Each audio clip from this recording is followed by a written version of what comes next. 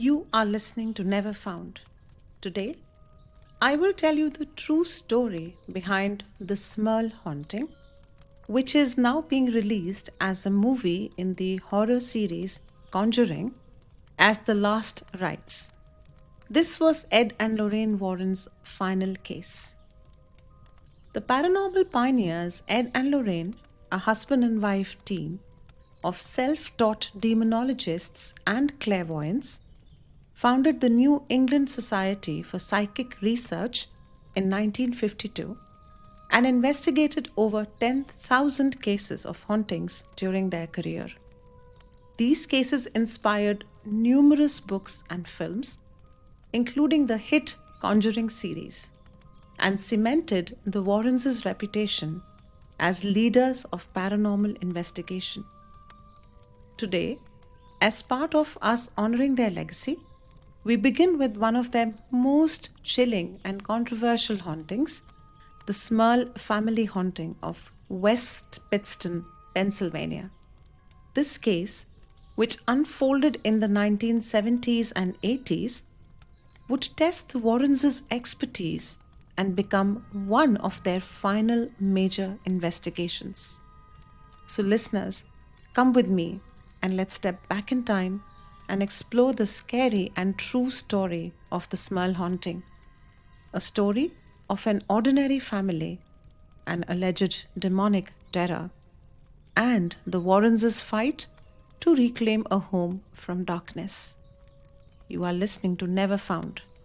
Let's dive in.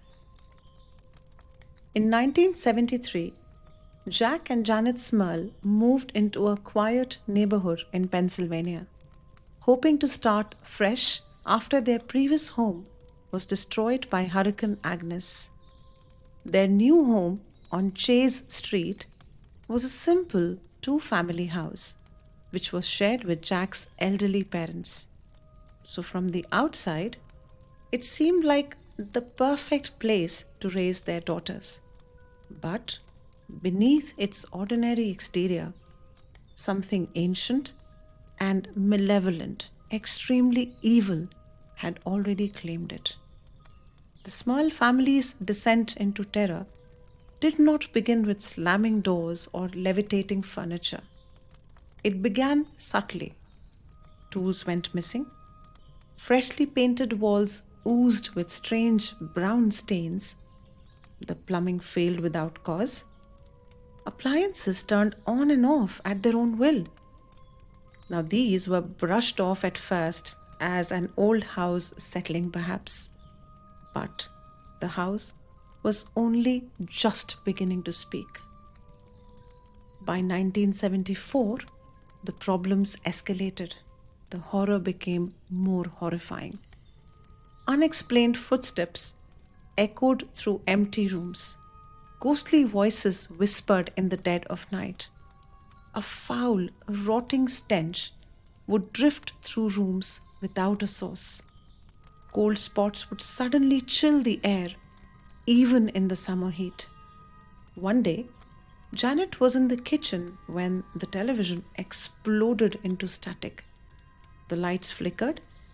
She turned around and saw a dark shadow in the hallway. No one was there. And the family dog? It seemed to have sensed something. It just refused to go in certain rooms. Strange knocks and loud bangs started occurring between 3 and 4 a.m., and it is the so-called devil's hour. Mirrors cracked without explanation. Crosses in the house would flip upside down. And a framed picture of Jesus was torn from the wall and slashed. The family now feared they were not alone. Whatever was in their home was growing stronger by the day, more evil, more violent. One of their daughters was nearly knocked unconscious when a ceiling light crashed down suddenly. The family began hearing animal like growls and hoofbeats pounding through the walls. Sometimes it would sound like something with claws was scratching the walls from the inside. Their family dog, it was thrown against the wall by an invisible force. And listeners, you must know the family dog was a huge 75-pound German Shepherd. Their household items like keys and tools, they went missing and then reappeared at odd places. Doors slammed shut on their own, and there were grunting sounds like pig-like sounds, and the stench of sulfur would fill the air. Neighbors later said they heard loud screams coming from the house, even when the Smurls weren't home.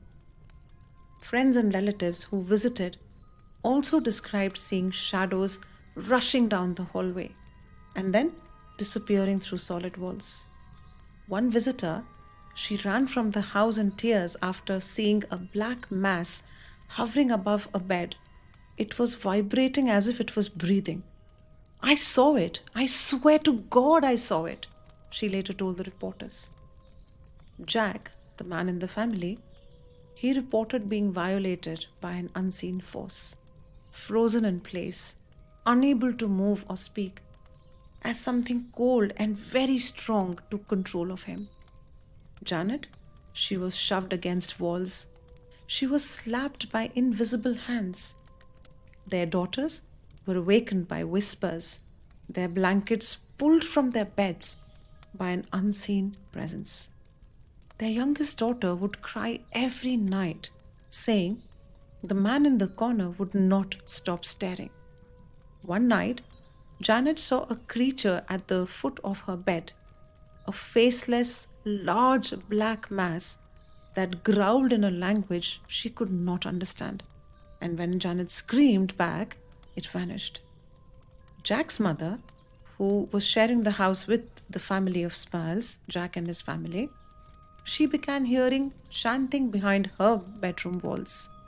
Their neighbors claimed to have heard screams at odd hours, and when they knocked to help, the Smurls insisted they had not made a sound. So the house was now a prison. The horror does not end here. There was an incident where one of their daughters was pushed down a flight of stairs. Jack's ear was bitten deeply and it was drawing blood. The family often experienced slaps and scratches from nowhere. Jack said that the demon beat him to his knees when he tried to pray. Sometimes it mocked them with ghostly voices calling their names.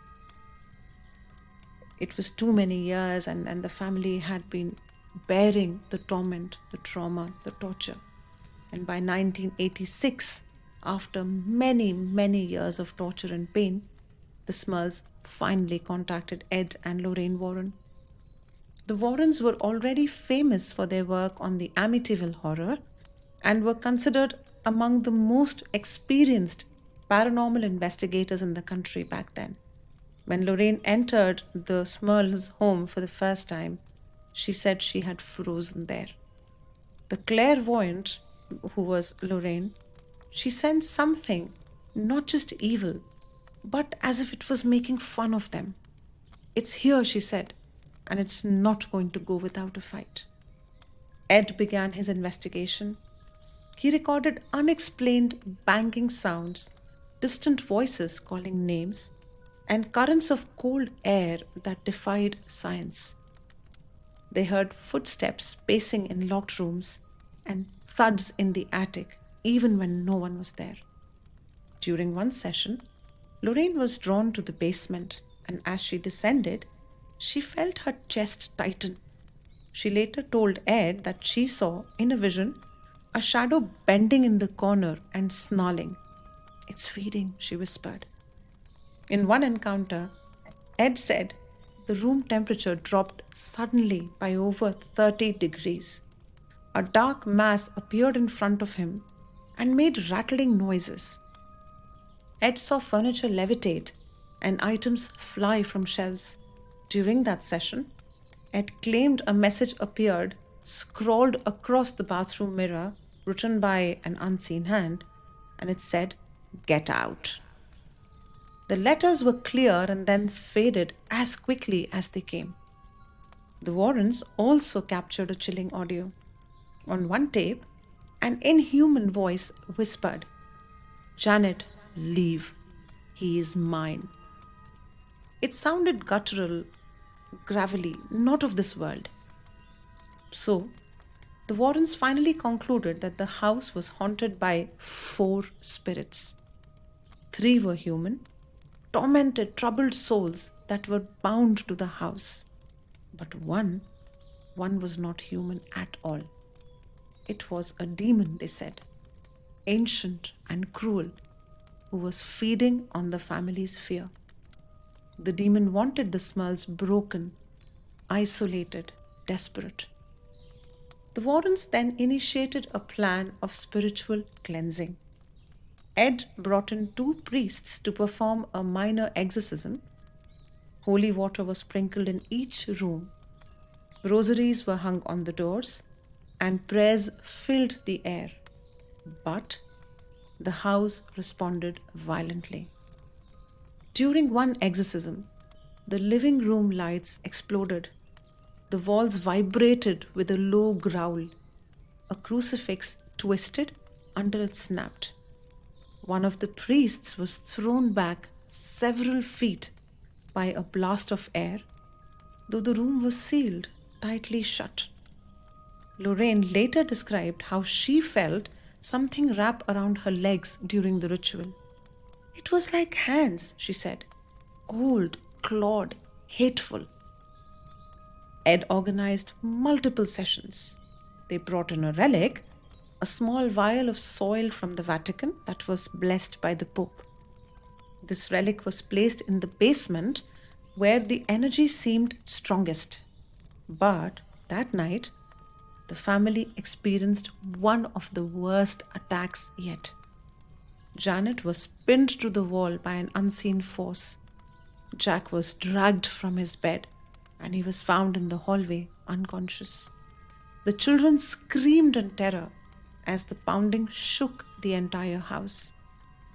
After this minor exorcism, the demon appeared to retaliate. The family's camper trailer that was parked nearby, it was violently shaken when they were inside, which felt as if the demon was making fun of their efforts. A priest later reported that the entity would move between sides of the house during blessings. So he said, whenever one room was exorcised, the presence would slip into the unblessed half, as if it was playing with us, he said. News of the haunting spread. Reporters camped outside the home.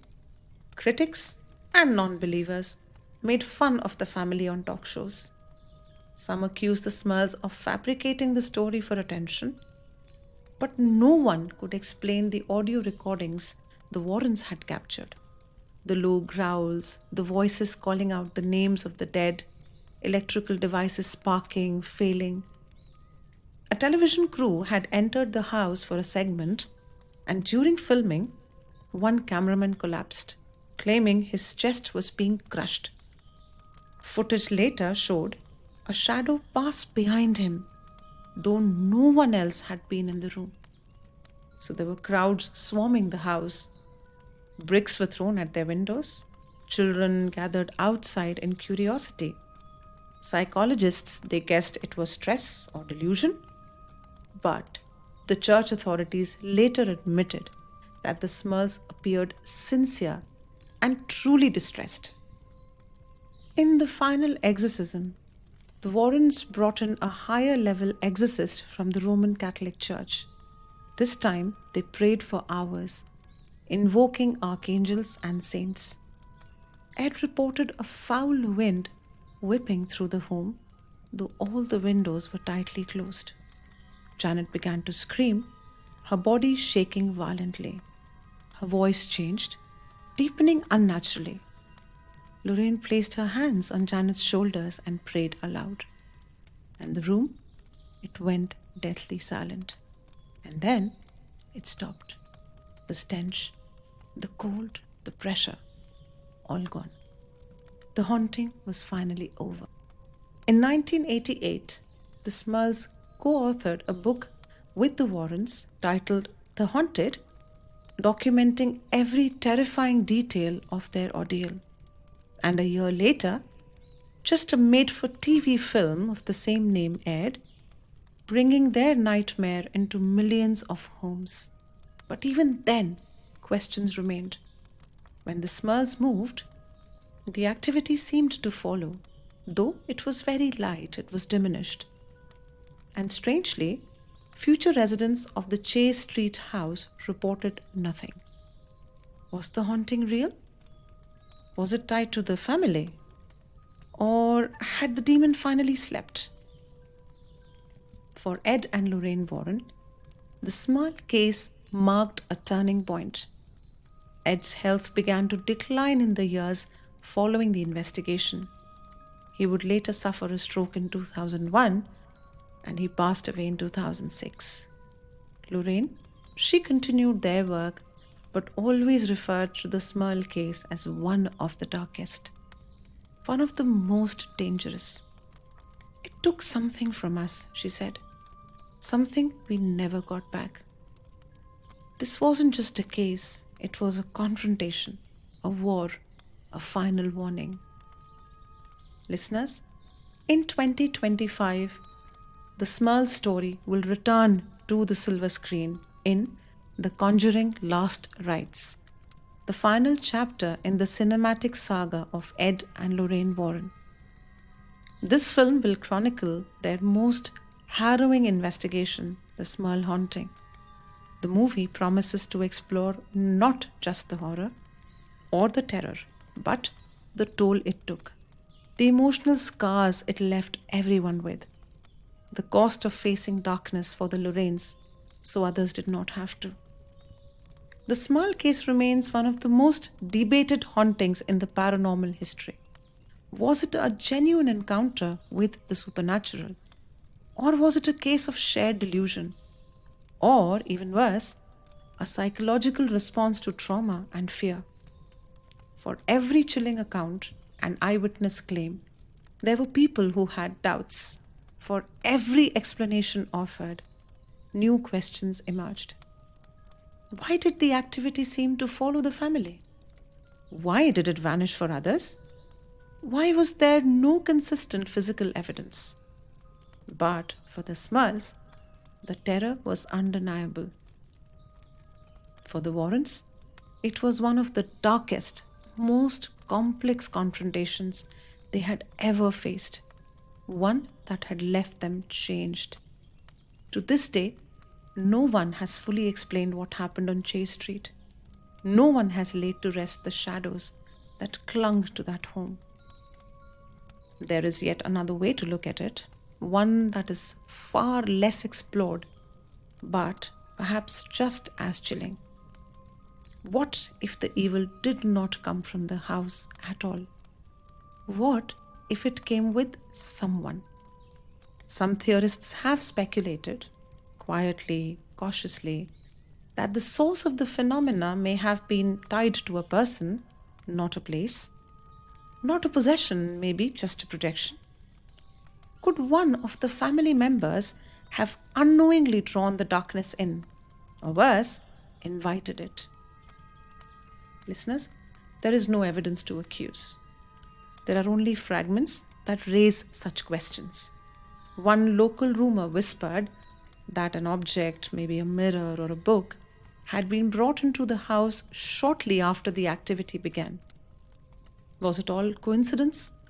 Or had something been awakened, not by accident, but by miscalculated intention? If true, this shifts the narrative completely. And that is, maybe the house wasn't cursed, the land wasn't haunted. Someone, somewhere, may have unknowingly reached too far in the dark and brought something back. We may never know. But this theory is speculative and not supported by verified evidence. It only reflects an alternative perspective that has been explored by some storytellers, intending to open the door to broader interpretations of the events that remain, to this day, unexplained. So, listeners, some stories resolve, some stories fade, but some leave behind only questions, and some answers are never found. And if you listen closely, the whispers never stop. Don't forget to like, subscribe, and share, and tune in to listen to the next story, the answers to which were never found. Thank you for listening.